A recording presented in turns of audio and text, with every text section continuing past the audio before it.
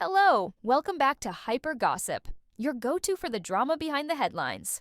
Today, we're unpacking a moment that set political and diplomatic circles abuzz. Karoline Leavitt insults Canada, Mark Carney's response shuts her down. Buckle up, because this one's a ride.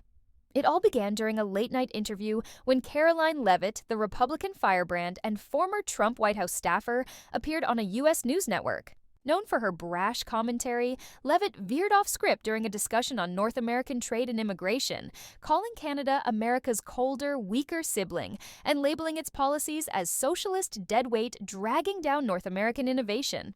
Her dismissive tone and flippant attitude didn't just rub Canadians the wrong way, they sent a shockwave across the continent. Social media lit up instantly. Within hours, Boycott Leavitt and Respect Canada were trending in both countries. But it was Mark Carney, former governor of both the Bank of Canada and the Bank of England, and one of the most respected economic voices in the world, who delivered the response that changed the tone entirely. Known for his reserved demeanor and sharp intellect, Carney surprised many by responding directly. During an interview on CBC's Power and Politics, Carney was asked about Leavitt's remarks. With a calm expression and that signature measured tone, he said, "It's disappointing, but not surprising, to see someone mistake loudness for leadership. Canada has consistently ranked higher than the United States in global quality of life, education, and public trust in government. That's not weakness, that's strength measured in results, not volume." Then he delivered the knockout line. If Ms. Leavitt would like to discuss what real economic strength looks like, she's welcome to read a few central bank reports. Or better yet, visit a Canadian hospital and ask how much the bill is. We'll wait.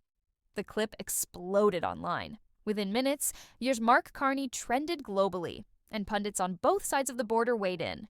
American progressives praised Carney's composure and wit, while even some conservative commentators distanced themselves from Leavitt's remarks, calling them needlessly antagonistic. Leavitt attempted to double down the next day, posting on X, formerly Twitter, that she was only telling the truth and that Canada needs thicker skin.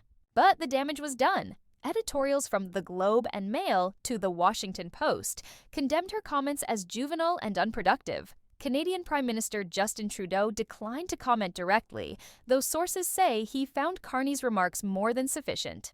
Even Conservative Party leaders in Canada distanced themselves from the fray, quietly praising Carney's defense of national dignity.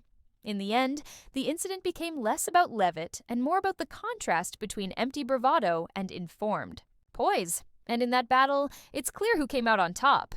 Thanks for tuning in to Hyper Gossip, where the headlines get a little louder and the truth speaks for itself. See you next time.